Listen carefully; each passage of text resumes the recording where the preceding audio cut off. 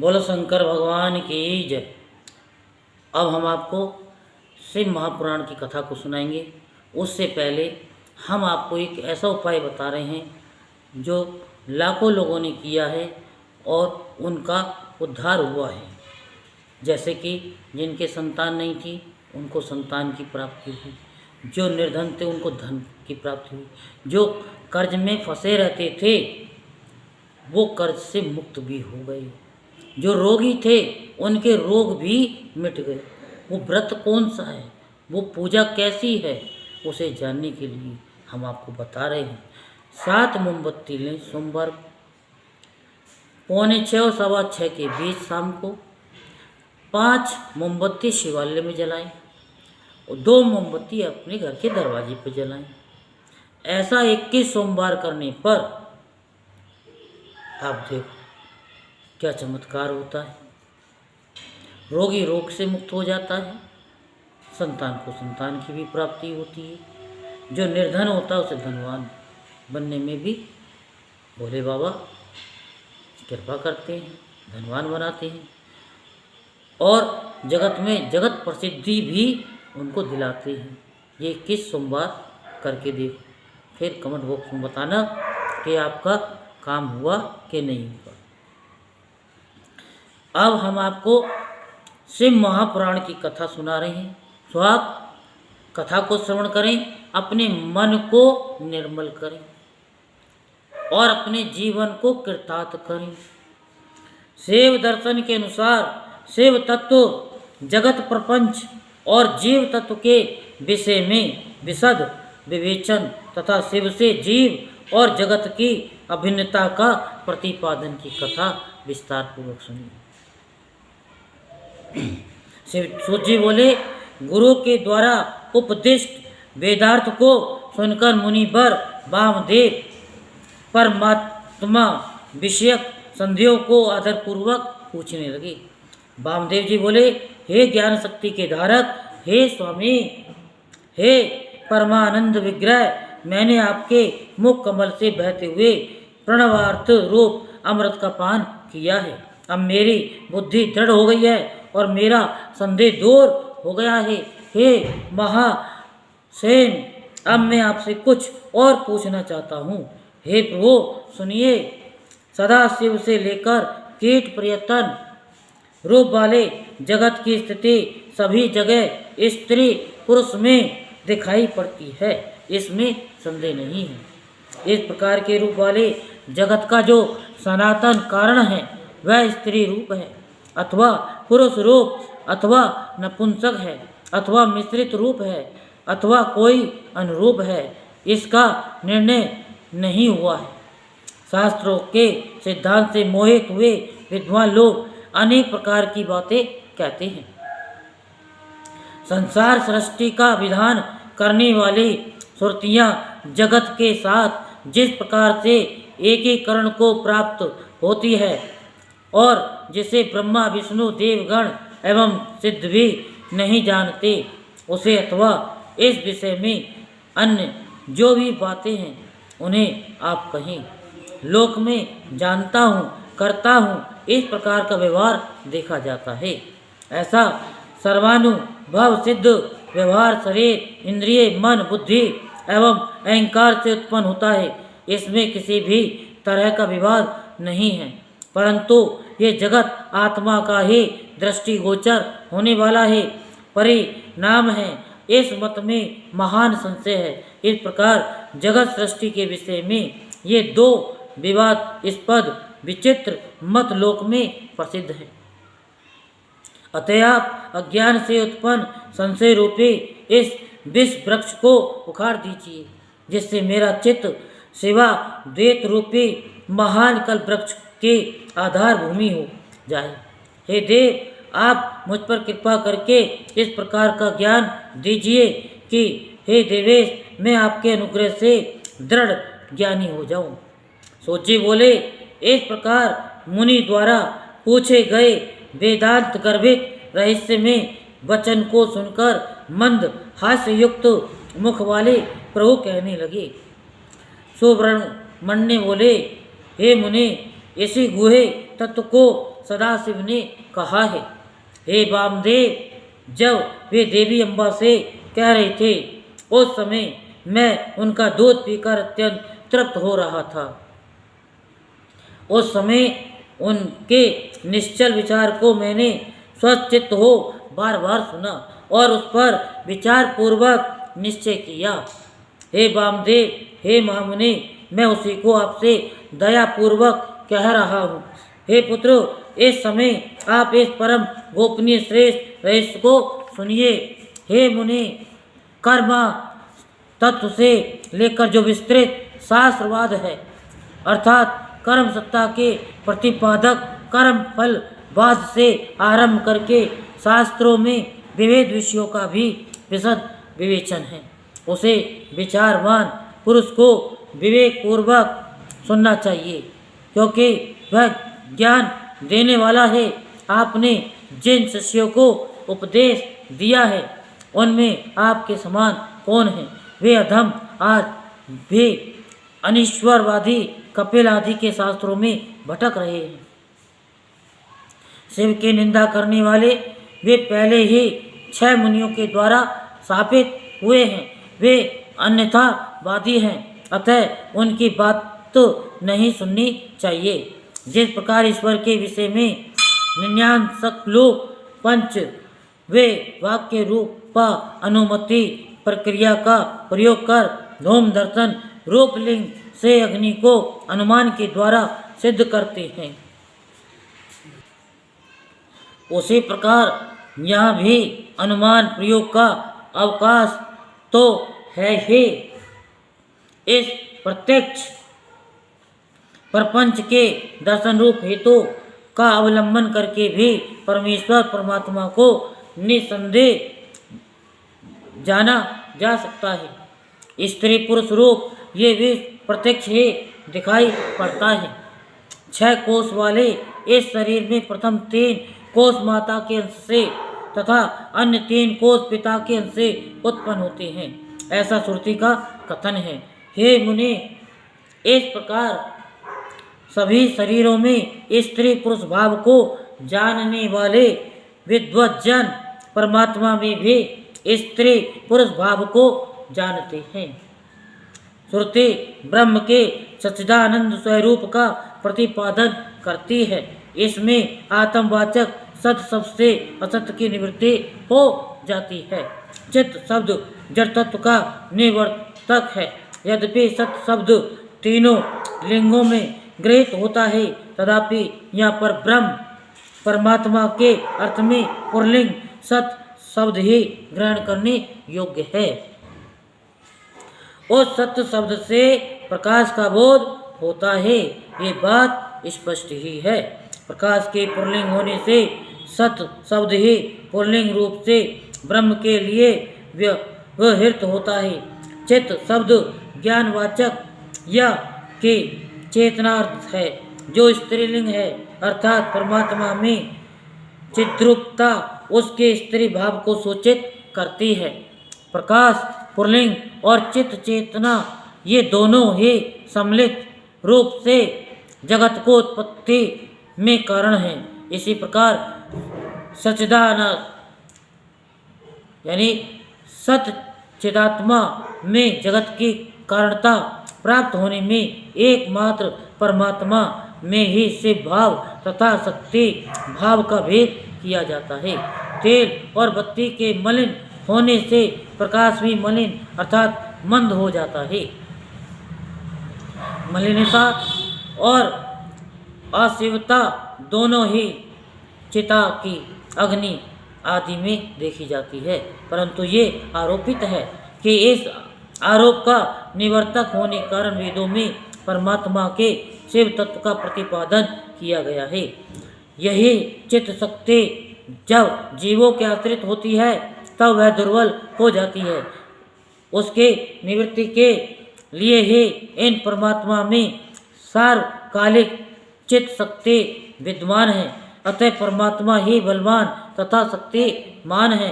लोक में ऐसा व्यवहार देखा जाता है।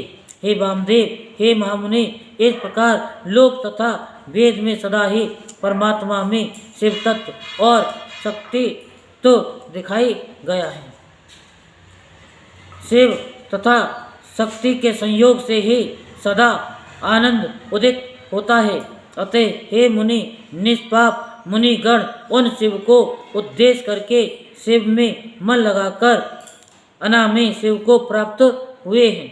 उन शिव और शक्ति को उपनिषदों में सर्वात्मा तथा ब्रह्म कहा गया है। ब्रह्म शब्द से ही ब्रह्मी धात्वार्थ रूप व्यापकता तथा सर्वात्मकता का प्रतिपादन होता है। शंभु नामक विग्रह में बृहत् तत्व तथा बृहत् तत्व व्यापकता एवं विशालता सदा ही विद्यमान है। सद्योजातादि पंच ब्रह्म में शिव विग्रह में विद्यमान विश्व प्रत्येक ब्रह्म शब्द से व्यवहृत होती है। हे वामदेव, अब मैं आपके सनेवश हंस इस पद में स्थित इसके प्रत्येक लोमात्मक प्रणव मंत्र का उद्भव कहता हूँ। आप सावधानी पूर्वक सुने। हंस इस मंत्र का प्रतिलोम करने पर सोहम परम सिद्ध होता है। इसके सकार एवं हकार इन दो वर्णों का लोप कर देने पर स्थूल ओंकार मात्र शेष रहता है। यही शब्द परमात्मा का वाचक है। तत्वदर्शी महर्षियों के अनुसार उसे महामंत्र समझना चाहिए। अब मैं सूक्ष्म महामंत्र का उद्धार आपसे कह रहा हूँ। हंस इस पद में 3 अक्षर हैं, है और ए और से।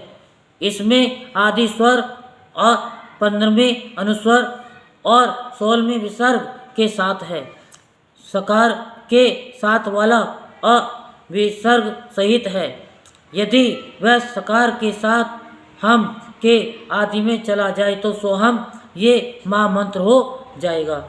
हंस का प्रतिलोम कर देने पर सोहम ये महामंत्र सिद्ध होता है। जिसमें सकार का अर्थ शिव कहा गया है, वे शिव ही सकारात्मक महामंत्र के वाच्यार्थ है, ऐसा निर्णय है। गुरु के द्वारा उपदेश के समय सोहम इस पद से उसको सकारात्मक शिव का बोध कराना ही अभिष्ट होता है। अर्थात वह ये अनुभव करे कि मैं सकारात्मक शिव रूप हूँ। इस प्रकार जब ये महामंत्र जीव परक होता है, अर्थात जीव के शिव रूपता का बोध कराता है, तब पशु जीव अपने को सकारात्मक एवं शिवांश जानकर शिव के साथ अपनी एकता सिद्ध हो जाने से शिव की समता का भागी हो जाता है। प्रज्ञानम ब्रह्म, इस ब्रह्म वाक्य में प्रज्ञान का अर्थ इस प्रकार दिखाई देता है। प्रज्ञान शब्द चैतन्य का प्राप्य है, इसमें संदेह नहीं है। इसलिए मुने चेतन आत्मा अर्थात आत्मा चैतन्य रूप है, ये शिव सूत्र कहा गया है। अब श्रुति के प्रज्ञानम ब्रह्म इस वाक्य में जो प्रज्ञानम पद आया है उसके अर्थ को दिखाया जा रहा है। प्रज्ञान शब्द चैतन्य का प्राप्य है, इसमें संशय नहीं है। मुनि शिव सूत्र में ये कहा गया है कि चैतन्यम आत्मा अर्थात आत्मा ब्रह्म या परमात्मा चैतन्य रूप है। चैतन्य शब्द से ये सूचित होता है कि जिसमें विश्व का संपूर्ण ज्ञान तथा स्वतंत्रता पूर्वक जगत के निर्माण की क्रिया स्वभावते विद्यमान है, उसी को आत्मा या परमात्मा कहा गया है। इस प्रकार मैंने यहाँ शिव सूत्रों की व्याख्या की गई है। ज्ञानम बंधे ये दूसरा शिव सूत्र है। इसमें पशु वर्ग जीव समुदाय का लक्षण बताया गया है। इसमें सूत्र में आदि पद ज्ञानम के द्वारा किंचन चिन्मात्र ज्ञान और क्रिया का होना ही जीव का लक्षण कहा गया है। ये ज्ञान और क्रिया पराशक्ति का प्रथम स्पंदन है। कृष्ण यजुर्वेद की श्वेताश्वतर शाखा का अध्ययन करने वाले विद्वानों ने स्वाभाविक ज्ञान बल क्रिया चे इस श्रुति के द्वारा इसी पराशक्ति प्रसन्नता पूर्वक स्तमन किया है। भगवान शंकर की 3 दृष्टियां मानी गई हैं, ज्ञान, क्रिया और इच्छा रूप। ये तीनों दृष्टियां जीव के मन में स्थित हैं, अर्थात इंद्रिय ज्ञान गोचर देह में प्रवेश करके जीव रूप हो सदा जानती और करती है। अतः यह दृष्टि त्रय रूप जीव आत्मा महेश्वर का स्वरूप ही है, ऐसा निश्चित सिद्धांत है। अब मैं जगत प्रपंच के साथ प्रणव के एकता का बोध कराने वाले प्रपंचार्थ का वर्णन करूंगा। ओमितम दम सर्वम, अर्थात ये प्रत्यक्ष दिखाई देने वाला समस्त जगत ओंकार है। ये सनातन श्रुति का कथन है। इसमें प्रणव और जगत की एकता सूचित होती है। तदास्मात्वा इस वाक्य से आरंभ करके तैत्तिरीय श्रुति ने संसार की सृष्टि के क्रम का वर्णन किया है। वामदेव उस श्रुति का जो विवेकपूर्ण तात्पर्य है उसे मैं तुम्हारे सनेवश बता रहा हूँ, बड़े ध्यानपूर्वक सुनो। शिव शक्ति का संयोग ही परमात्मा है, ये ज्ञानी पुरुषों का निश्चित मत है। शिव की जो पराशक्ति है उससे चित्त शक्ति प्रकट होती है। चित्त शक्ति से आनंद शक्ति का प्रादुर्भाव होता है। आनंद शक्ति से इच्छा शक्ति का उद्भव हुआ है। इच्छा शक्ति से ज्ञान शक्ति और ज्ञान शक्ति से 5वीं क्रिया शक्ति प्रकट हुई है। मुनि इन्हीं से निवृत्ति आदि कलाएं उत्पन्न हुई हैं। चित्त शक्ति से नाद और आनंद शक्ति से बिंदु का प्राकट्य बताया गया है। इच्छा शक्ति से मकार प्रकट हुआ है। ज्ञान शक्ति से 5वां स्वर उकार उत्पन्न हुआ है और क्रिया शक्ति से आकार की उत्पत्ति हुई है। मुनीश्वर, इस प्रकार मैंने तुम्हें प्रणव की उत्पत्ति बताई है। अब ईशान आदि पंच ब्रह्म की उत्पत्ति का वर्णन सुनो। शिव से ईशान उत्पन्न हुए। ईशान से तत्पुरुष का प्रादुर्भाव हुआ। तत्पुरुष से अघोर का, अघोर से वामदेव का और वामदेव से सद्योजात का प्राकट्य हुआ है। इस आदि अक्षर प्रणव से ही मूलभूत 5 स्वर और 33 व्यंजन के रूप में 38 अक्षरों का प्रादुर्भाव हुआ है। अब कलाओं की उत्पत्ति का क्रम सुनो। ईशान से शांत्या थी कला उत्पन्न हुई है। तत्पुरुष से शांति कला, अघोर से विद्या कला, वामदेव से प्रतिष्ठा कला और सद्योजात से निवृत्ति कला की उत्पत्ति हुई है। ईशान से चित्त शक्ति द्वारा मिथुन पंचक की उत्पत्ति होती है। अनुग्रह, तिरोभाव, संहार, स्थिति और सृष्टि, इन 5 कृत्यों का हेतु होने के कारण उसे पंचक कहते हैं। ये बात तत्वदर्शी ज्ञानी मुनियों ने कही है। वाच्य और वाचक के संबंध से उनमें मिथुन तत्व की प्राप्ति हुई है। कला वर्ण स्वरूप इस पंचक में भूत पंचक की गणना है। मुनिश्रेष्ठ, आकाश आदि के क्रम से इन 5 मिथुनों की उत्पत्ति हुई है। इनमें पहला मिथुन है आकाश द्वारा वायु, तीसरा अग्नि और चौथा जल और 5वां मिथुन पृथ्वी है। इनमें आकाश से लेकर पृथ्वी तक के भूतों का जैसा स्वरूप बताया गया है उसे सुनो। आकाश में एकमात्र शब्द ही गुण है। वायु में शब्द और स्पर्श 2 गुण हैं। अग्नि में शब्द, स्पर्श और रूप, इन 3 गुणों की प्रधानता है। जल में शब्द, स्पर्श, रूप और रस, ये 4 गुण बताए गए हैं तथा पृथ्वी शब्द, स्पर्श, रूप, रस और गंध, इन 5 गुणों से संपन्न है। यही भूतों का व्यापकत्व कहा गया है, अर्थात शब्दादि गुणों द्वारा आकाश आदि भूत, वायु आदि परवर्ती भूतों में किस प्रकार व्यापक है ये दिखाया गया है। इसके विपरीत गंधादि गुणों के क्रम से वे भूत पूर्ववर्ती भूतों से व्याप्य है। अर्थात गंध गुण वाली पृथ्वी जल का और रस गुण वाला जल अग्नि का व्यापक है इत्यादि रूप से इनके व्यापकता को समझना चाहिए। 5 भूतों का ये विस्तार ही प्रपंच कहलाता है। सर्व समिष्ट का जो आत्मा है उसी का नाम विराट है और पृथ्वी तत्व से लेकर क्रमशः शिव तत्व तक जो तत्वों का समुदाय है वही ब्रह्मांड है।